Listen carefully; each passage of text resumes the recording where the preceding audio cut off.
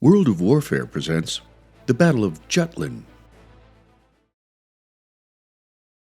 Following the January 1915 Battle of Dogger Bank, the German Navy backed away from direct confrontation with Britain's numerically superior navy, relying instead on the lethal power of her U-boat fleet to sink Allied troop and supply ships.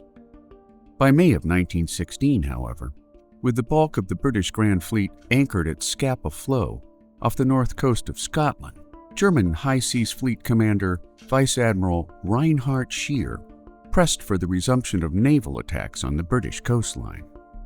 When foul weather hampered his reconnaissance airships, Scheer issued a second coded message that sent his massive naval armada to the Jutland Peninsula between Norway and northern Denmark, with orders to attack Allied shipping interests, along with the secondary objective of punching a hole through Britain's formidable blockade, which had thus far blocked German access to the Atlantic.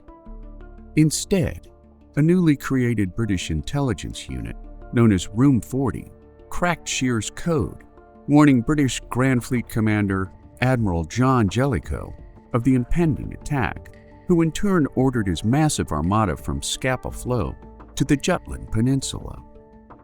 The two enemy fleets came together at 3:48 p.m. on May 31st, under the command of German Vice Admiral Franz Hipper and British Vice Admiral Sir David Beatty.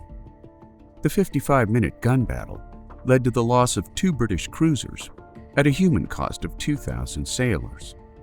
An hour later, the arrival of Scheer's armada forced Beatty into a delaying action until Jellicoe arrived with the remaining Grand Fleet, kicking off what would prove to be the largest naval battle in the annals of naval warfare.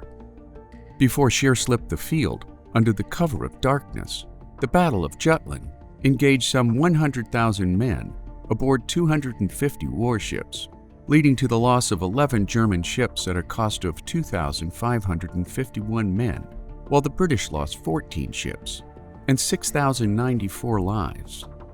Both sides claimed victory in what would prove to be the last major battle in world history fought almost entirely by battleships. After the Battle of Jutland, Scheer advised the German High Command that until Germany reached parity with British naval assets, their best strategy was to employ their robust U-boat fleet against Allied shipping, at the same time skirting major surface engagements in favor of attacks on isolated groups of British warships.